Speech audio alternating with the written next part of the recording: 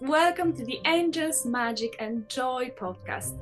This podcast is for those who seek answers from above, guidance and magical inspiration. Immerse yourself in the realms of magic, angels, fairies, unicorns, dragons, and so much more. I'm Kirsty Jandrell, and I'm delighted to be here with you today. And I am Kate Lachman.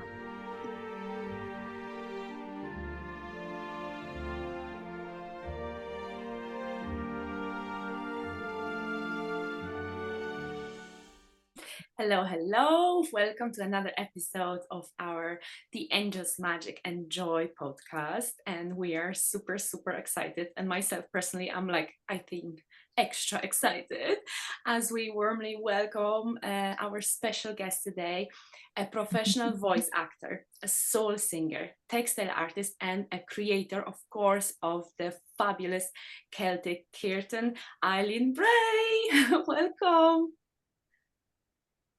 Good Amila Mahagud. It's such an honor to be here. Thank you both so much. Thank you. Thank you so much, Eileen, for joining us. And I'm really a big fan of yours and of the Celtic Kirtan. Absolutely love it. But for those who might not be familiar with your work, Eileen, would you give us a few words about yourself, what you do, what you're all about? Okay, so how Celtic Kirtan got started was my journey actually through Kundalini yoga. I've been on this path a very long time with, angels in particular for 20 years or more through Doreen Virtue. But then 2016, I got compelled to do Kundalini yoga teacher training. Kirsty was just sharing, she's also a teacher. And I just loved everything about it, but especially the mantra and chant. I always loved to sing, but when I sat down and sang these mantras, they felt so familiar. The language felt so familiar. The root sounds in the Sanskrit and the Gurmukhi were just like our first language, Irish, Gaeilge. And so I started to weave them together, the mantras, and put them to my own melodies, and then incorporate my own compositions and select different prayers, because it's a combination between call and response and sing along. It's a combination of both. And I did that privately for at least a couple of years, because I was literally terrified. I was living in Nashville. I was surrounded by all of these, what I deemed as real musicians, and I was just terrified. I would never have called myself a singer, not in Nashville, and so I did it privately. And then in 2020, I lost my job because of COVID, and I had this time to devote, and I just really deepened my journey into it. And then I had all of these things just in my phone, recording in my phone. And then come 2021, I decided, Eileen, when are you going to do this? If you don't do this now, if you don't step through this crippling fear that I had of performance anxiety, actually, I get very nervous. When are you going to do it? When are you going to bring your medicine to the world? So I set a date, March 14th, 2021, and I decided to do a Facebook Live by myself in Nashville for my Zen Den, as I called it. And that was the first one that I did live on Facebook. And that was the launch of it. And that's how it started. And the journey has just progressed from there. Yeah. Oh, that's so beautiful. Thank you. And just celebrating that, that bravery, that courage to step up to that calling. I really felt that sort of, the tension between knowing that what you're being called to do and actually the fear that can be attached to that when you really sort of witnessing and honoring that, Eileen, and so glad you did. So yeah, you explain so beautifully that the connection between the Kundalini, the Sanskrit Kirtan, and the Celtic Kirtan, and the Irish, the roots of the language. And I'm just wondering what was the spark for the, I know that you had this lovely process of going during COVID, recording it on your phone and all of that. When can you remember when the idea for Celtic Kirtan actually started, and what inspired the transition from, you know, Sanskrit to Celtic, and also what's your favorite part of it? Because I'm really intrigued to learn so much more. Yes, so when I picked that date, you know, when you pick a date, then that's a call to action, you know. And so I thought, what am I going to call this? What am I going to call this? And I just sat alone, and I was just Googling, and then it just came, the name just came to me. I hadn't seen it anywhere else. I believe there is an album that exists called Celtic Kirtan, but I'd never heard of anything. So the name just came to me, and then I was toying with will I use the C, will I use the K? And I thought, no, I'm going to keep it authentic. I'll keep the C. And then I just doodled and came up with the logo and incorporated the Om script, our ancient Om script, the ancient language of the Druids, you know. I incorporated that into the logo. But I mean, the idea was simmering all that time when I was studying the mantras. But it kind of came, the actual name came when I decided to do it. You know, and I think that's what happens when you send a message to the universe, I'm doing this, then the universe comes in and supports you. Okay, you're doing this. This is what you're going to call it. And they're like baby steps. It's just one step at a time. Because after that happened and I did that first one, then, you know, I think about 87 people had shown up at one time or other for the live. And then they said, oh, this was great. When are you doing another one? I'm like, oh, okay, I'll do another one. So I did another one in April. And I was even more nervous. When I say I was even more nervous, my friend Veronica, a beautiful shaman friend of mine in Nashville, I had to call her up like with 5 minutes before. And I said, please talk me down. I think I'm going to vomit. I'm so nervous. Like, you know, because I didn't know if anyone would show back up, you know. But they did, and then I came home that summer, and I don't know if I'm answering your question. I'm telling you more of the story. I don't know if that redirect me if you want me to. No, this is perfect. Okay. Okay. So what happened then was, and this is the biggest lesson in showing up. What happened? I came home that summer and I met a beautiful friend, Eileen Bray, which is a beautiful singer from Navan, and she was doing a chant circle on Tara. So I went to hers, and then there was another one happening at Lunasa on the hill of Tara. And so I called her up the day before. I'd just driven to Cork to buy this guitar. And I called her up and I said, are you going to the one tomorrow? Oh, no, it was actually a Sovereignty Ireland gathering. And I said, I'll see you there. She goes, Eileen, I'm supposed to open with a kirtan, but I can't because I have a voice workshop and I can't do it. And I never think of you because you're not here, but would you do it? And I was like my heart pounded up into my throat, and I was terrified. And through that all, I said, yes.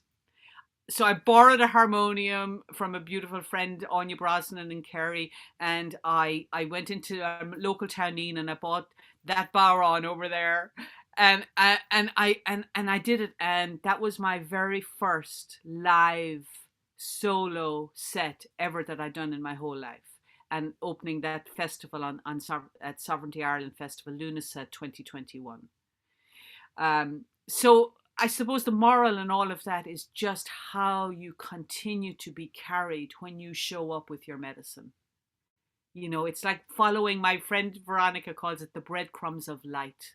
Show up for the next one. The next step will be show. And I'm still in that spot.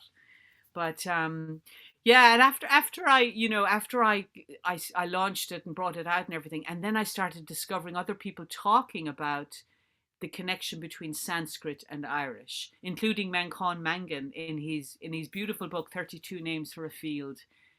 There's a chapter in there where he talks about the connection between the languages.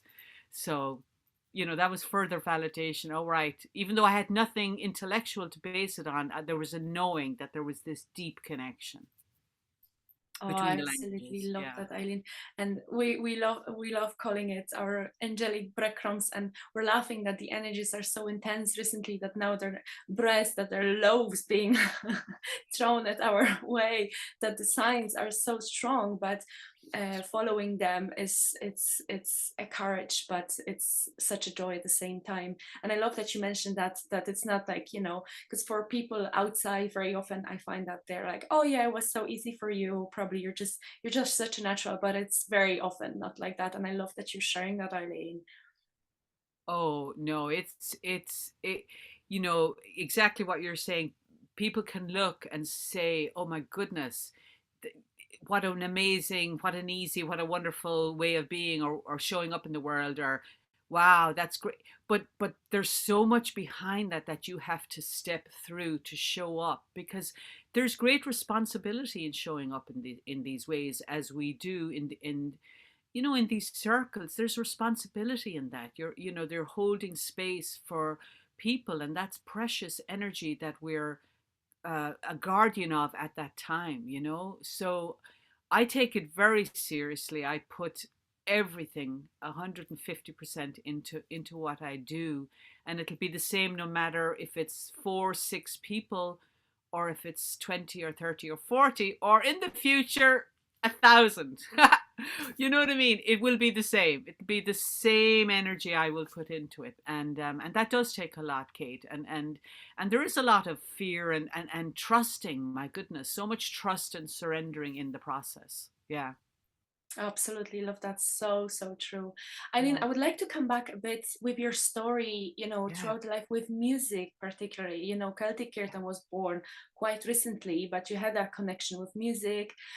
Would you expand a bit more on that? Like how your passion started? Was it always there? Because you're an incredible musician. You're like, you're, you're in a whole orchestra yourself. So how did that passion You are started? so Was it kind. always there? Like how that connection started? Was it easy for you? Was it always there, or maybe something that was born later on in your life?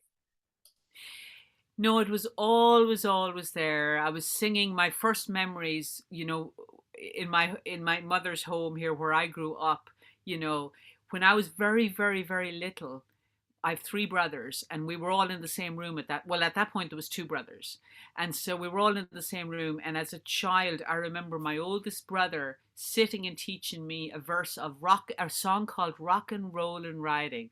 Rock and roll and riding all along the way. I can still remember it. I probably was 3 or 4, and he was teaching me a verse every night.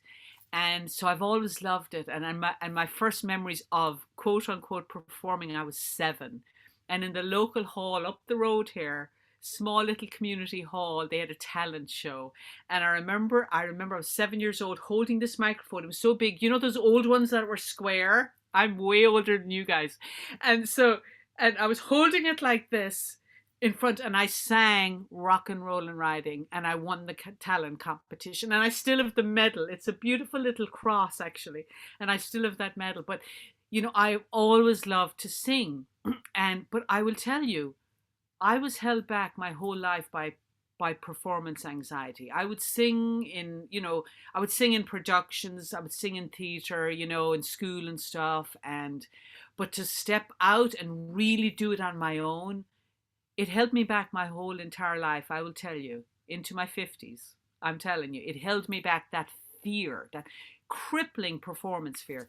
So, but I've always loved it. Then I started playing guitar. When my first instrument was 8, I was violin, then tin whistle, then piano at 14, maybe 12, 13, 14, and then guitar at 15. But I will tell you, I have all that music theory forgotten.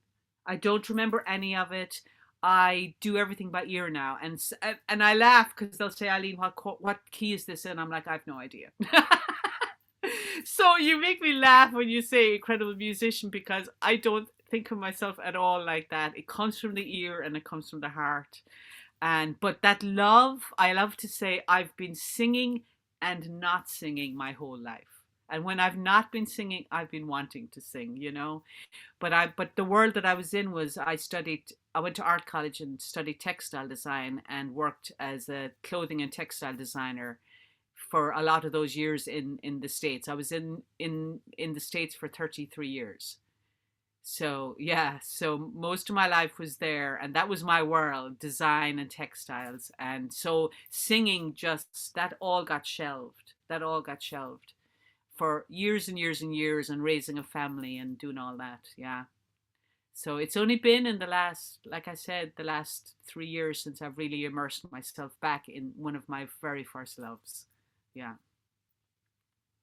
Thank you. How beautiful that, and how fortunate we are that you've come back full circle, Eileen, to that passion. And as you were talking, as you were answering Kate's question, the word that kept coming up as you were talking was devotion. You know, this real heart led devotion to what you do that's coming across so clearly. So yeah, I'm just feel so grateful that, you know, we're here to witness you and your soul's expression, you know. So it's beautiful. Oh, thank you. That term, actually, soul singer, I read that in a beautiful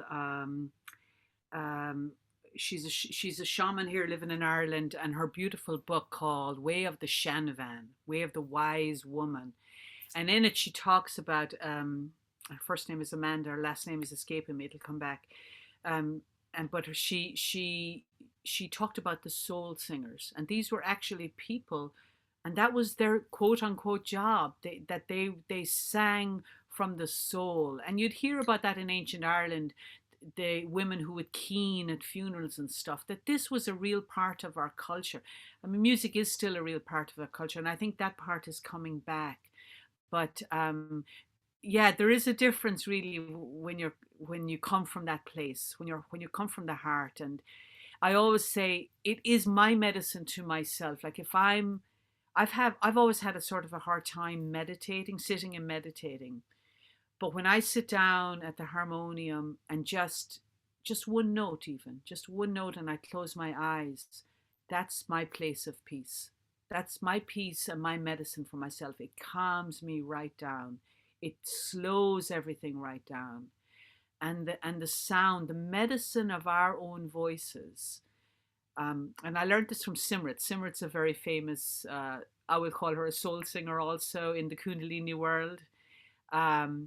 And I've heard her, I did her a course one time with her, and it's called Supreme Sound. And she talked about the sound of our own voices being 100 times more healing than anybody else's voice. So for you to sit and bring your voice out, that is more medicine. That is healing you. Like you are linked into the DNA of your voice. There's nothing that's closer to you than your voice. So that's what I love so much about Kirtan, is that it's not a performance. It's not about sitting and listening to me or anybody else. It's about sitting and participating and bringing that vibration through the sacred acoustic chamber here, the throat chakra, and bringing that through. That is more healing, I think, than anything else. You know, and we have it with us all the time. We walk around with our voices. So yeah, I do have a real devotion and passion to this work. I don't even like to call it work. It's joy. It's joy. Yeah, it's joy. Yeah. And that joy comes across. Oh, thank you so much. There's so much in that. And I just as you were talking also, I just love that concept of you know, that medicine being within, and we have access to that. And I just wanted to share with you, but I am tone deaf in the sense that I can't sing, you know, I can't sing, but I love to chant, and I love to chant. And I first discovered the power of that when I was in a very sort of difficult relationship, and coming to the end of that, and I used to just sort of come home from work and sit and chant, and I knew that no one was listening, so it was okay. But I always got to such a place of calm and peace and so yeah, I was just sort of resonating with the power of that medicine, because for me that was such a healing awareness, really. So sort of Thank you for sort of bringing that up. And you know, in line with that, that medicine that you have, Eileen, when you discovered that healing and that medicine inside of you, I'm just wondering what impact that had on your life, and how also that can be medicine for others, how you know you share that with others, really, because there's so much beauty in that. It really has, I'm going to say it really has kept me going these last 3 years. Like, that medicine has been so powerful for me personally. You know, because my life went through and is still going through a huge transition, you know, changing countries, ending of everything in my personal life that I had known up to that point. So that the music has been my lifeline. Honestly, it's kept me going. It's the blessings all and the opportunities and the just the honor of being able to show up in that way and hold that space. And then there's something profoundly powerful about our language, and even in the States. So the I you know, my friend designed programs for me which are beautiful, and in there we have the Irish. For those of us who didn't grow up speaking Irish, we have it spelt out phonetically. And so in America, when I would do them, everyone was chanting in Irish, singing in Irish. And I've had people come up in tears, like in tears, that just they're saying, I wanted so badly to connect to my culture, to my ancestry, and I just didn't know how to do it. And this has done it.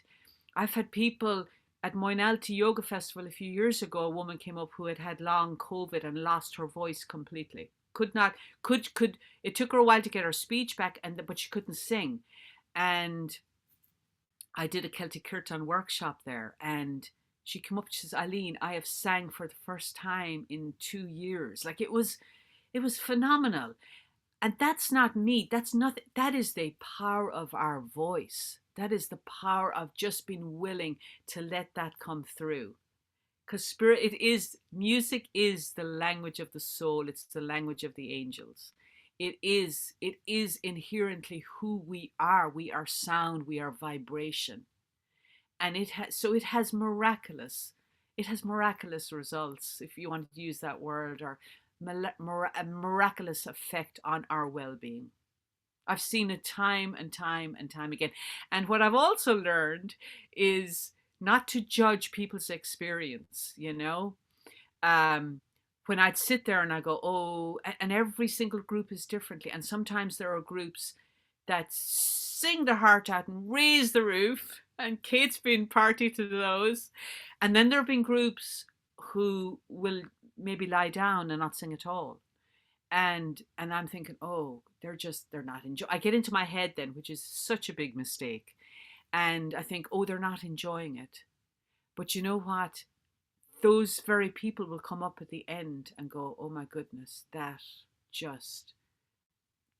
was so incredible, or that was so healing, or, you know, they'll have had this incredible experience, and I'll have had judged it like they're not enjoying it. So I have learned not to judge people's experience. But yeah, it has profound medicine, and that is the medicine of the voice. It literally is coming through me. It's really not me, because I get lost in it. Half the time my eyes are closed, I'm somewhere else, and it's coming through. It's really musical shamanism, really, is what it is. It's literally channeling it through. It just comes through. Yeah.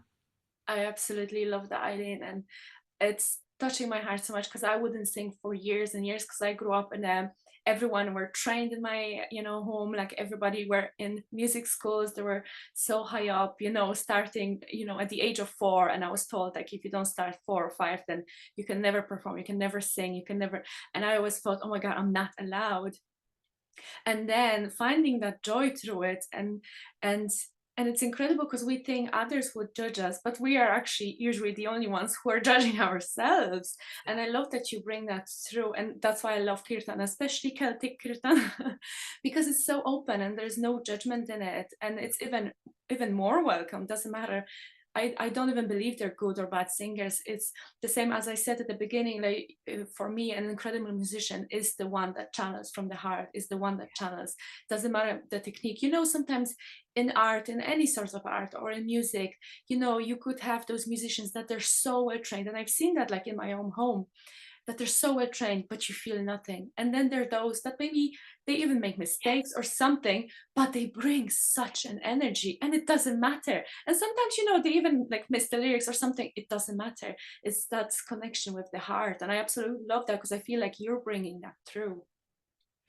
You know, that is so true. And I have met musicians in Nashville. I have met Juilliard trained musicians, Berkeley musicians, trained musicians, A-class musicians that gave up music because there was no joy in it. It was all about the perfection.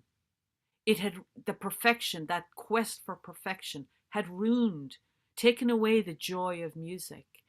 And a lot of times these were people that I would be so intimidated in front of, you know, because I'm not a trained musician in that way at all. And so it took me a long time to step through that fear.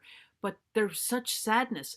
But then how they re-entered back into the music and got the joy was through kirtan.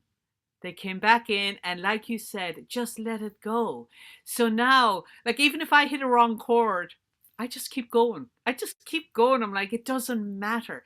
None of that matters. What matters is showing up, just going within and letting that voice come through, whatever, or picking up that instrument and playing it or beating that drum, whatever. Some people are even scared to beat a drum. They're like, oh, I've no rhythm. Rubbish. Rubbish. It doesn't matter. None of that matters. The joy, and if you have the joy or the privilege ever to witness kirtan in India too, that's a whole experience, because literally the harmonium is like hopping off the ground and they are going for it.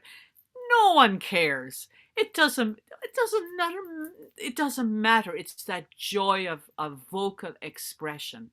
And it saddens me so much when people say, I can't sing, or Kirsty, or I was silenced, or I've had people tell me, a good friend of me, where they were put up on tables back in school, and they were told, oh no, you can't be in the choir because you're no, you're out of tune.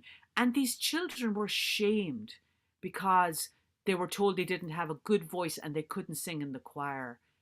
Absolutely devastating. And that stays with people for their entire life. They have this reel in their head.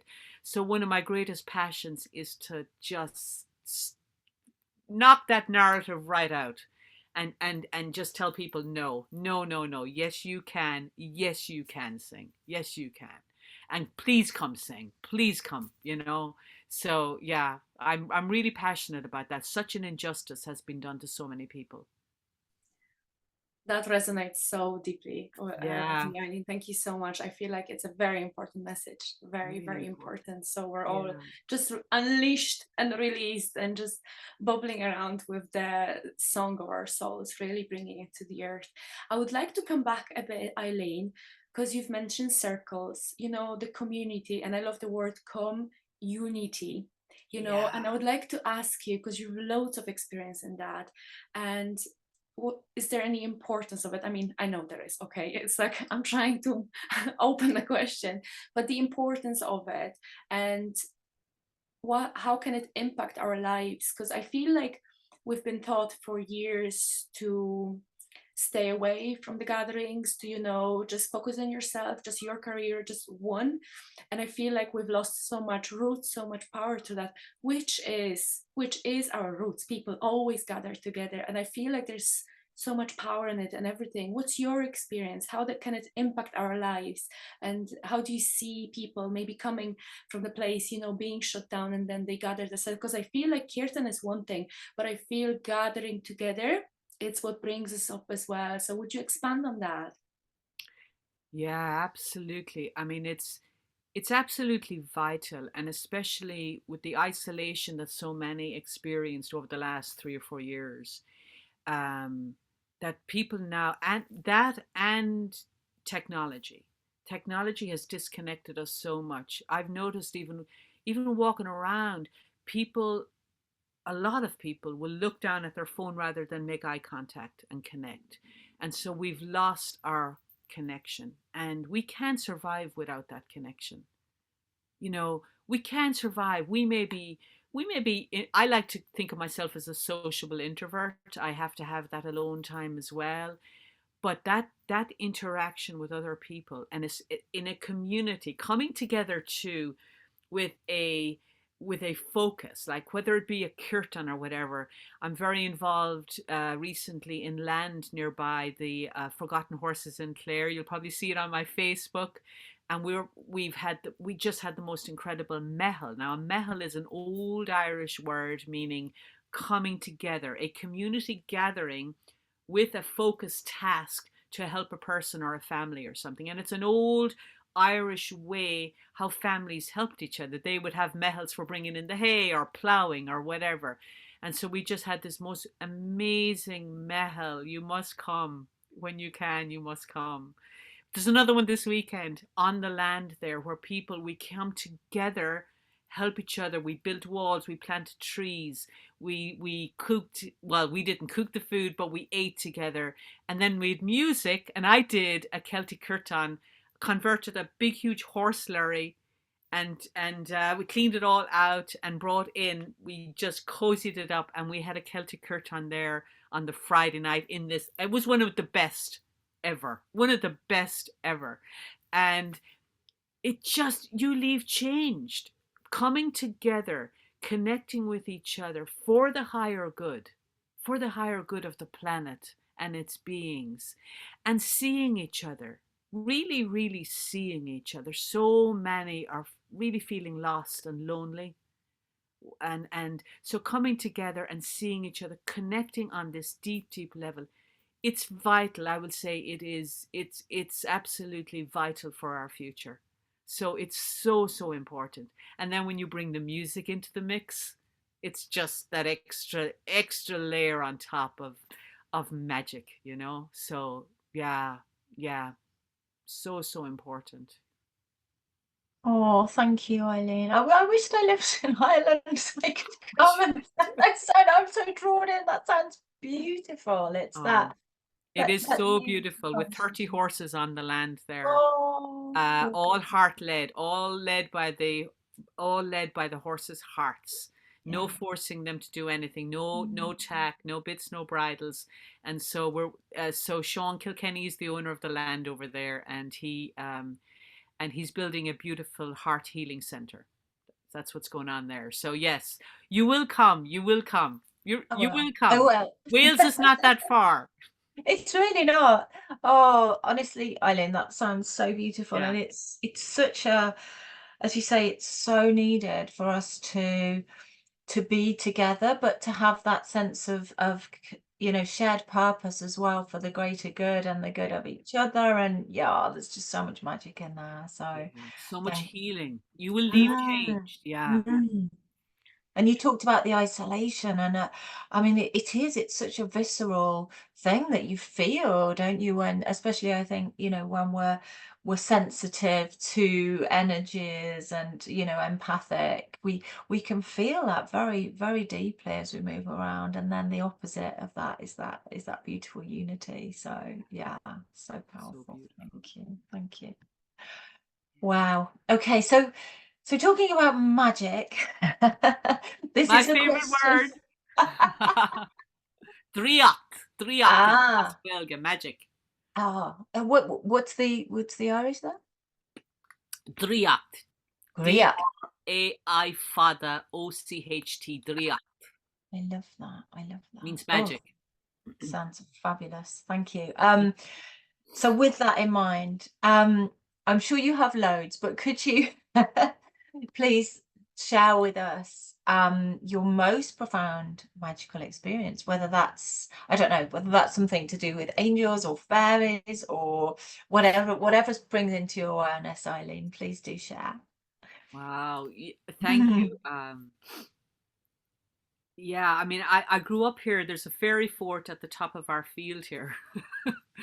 So an actual real ring fort, you know. So I grew up. I was actually hoping you're gonna bring that because I met you through Owen, and he Oh said, yeah.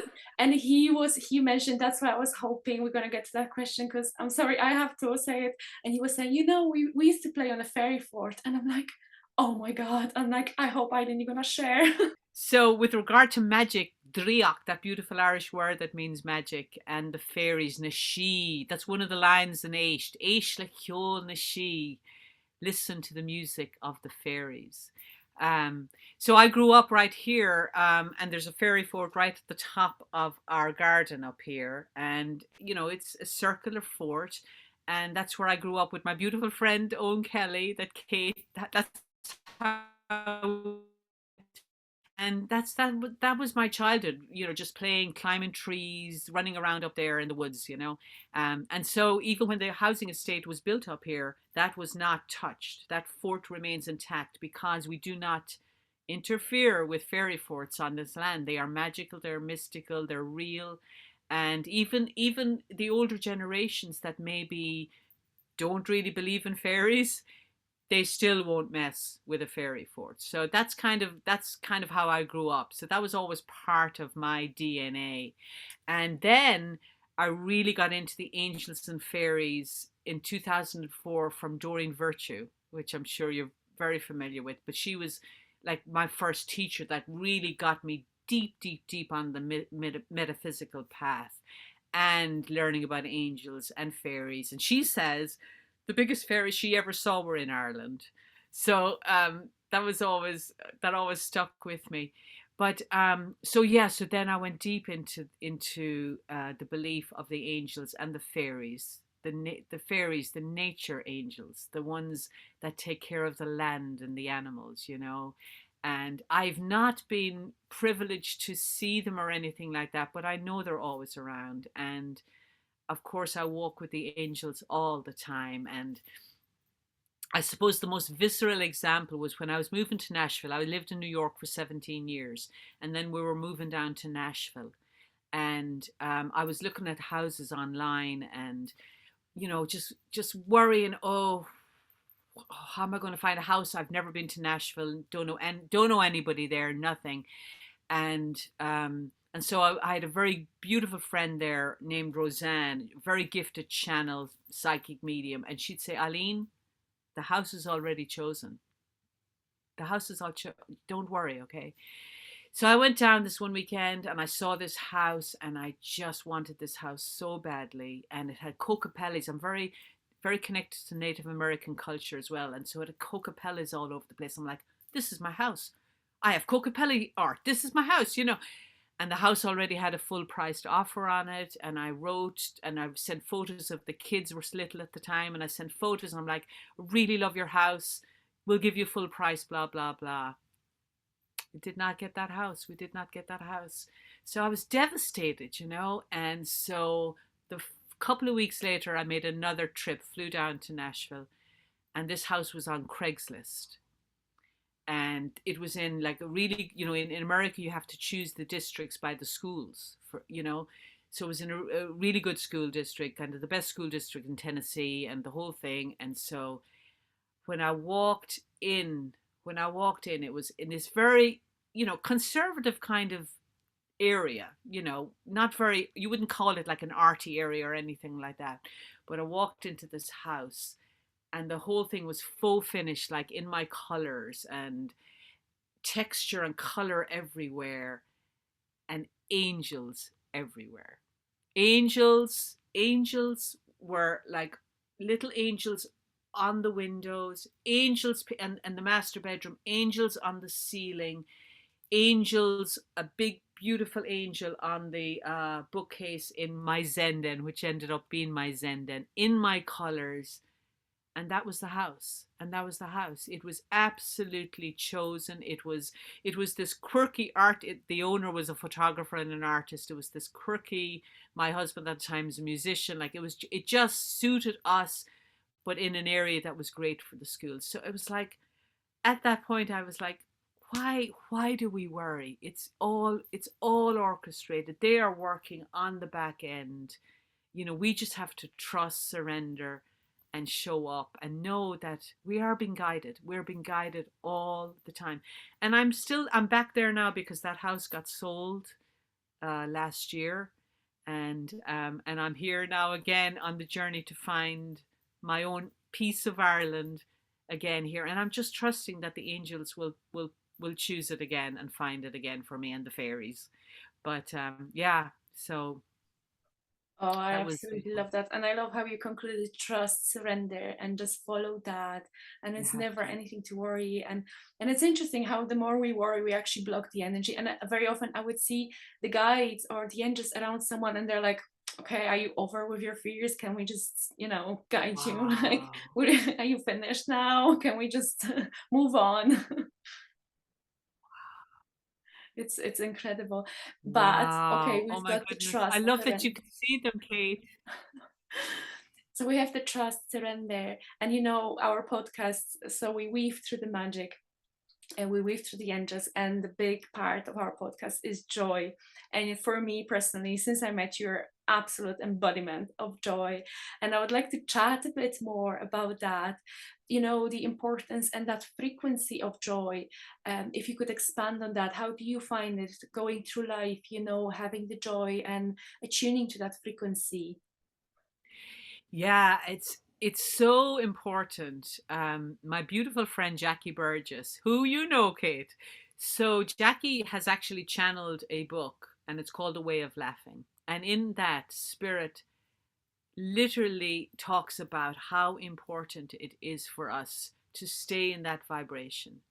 Because when, like you just said, when we worry and when we stress, and let me tell you, it is not easy, and I'm there a lot of the time. Believe me, I am walking this path, but that is like a death grip on the magic. It's like constricting. It's disallowing them, spirit, to come through with the magic when we're in those lower vibrations. When we lighten up and release and trust and do something that brings us joy, it's like a weight is lifted and a vacuum is created, and spirit can come in with the solutions. But when we hold on so tightly and try to, I had a reading one time, and a really, really amazing Akashic reading, and I said to her, I said, this was now, I was still in Nashville at the time, and I was trying to figure out how to get back to Ireland. Eru was just calling me home so strongly. And when I said those words, I'm trying to figure out, she goes, Eileen, when you say you're trying to figure out, you are disallowing, you are actually shutting down, you are blocking. You are blocking spirit coming in because you are not in that place of trust and allowing. Allowing is so, so important. And there are phenomenal stories that even confirm this. My friend Jackie tells an amazing story, a true story. She was married. He's passed. He's in spirit now, Herbie Brennan, but he was an amazing magician, and they worked very much with magic and metaphysics and all of this. And they were doing this experiment one time in with table turning. This was years ago in England, and so they were all sitting around, and they had the hands on the table, and there was all their tables around were being very serious, and they had the hands on the table, and they were really working hard to turn these tables, right? And her table just started cracking jokes. They just started laughing and cracking jokes. And guess what? That table lifted up off the floor and literally flew against the wall because they just had let go. They were just, and they were astonished, of course, but they were just laughing at it because it's when we just let go and be in joy. And I'm not saying that's easy. My goodness, it's simple but not easy, right? But that is when it happens. That's when the magic flows in. That's when spirit flows in. That's when the angels are able to come in and help us, when we just let go. So I completely agree with the importance of joy, you know, and so much right now trying to dampen that joy, but we just have to find it, whatever it is. Go out into nature, sing, whatever it is, hug your animals, you know, whatever it is. Spend time with beautiful friends, but find that joy, you know, find that connection. Yeah. Oh, that's so beautiful. Thank you. What a beautiful message to end with, Eileen. It's and as you say, so simple but not easy. But it's a game changer, isn't it? So beautiful example.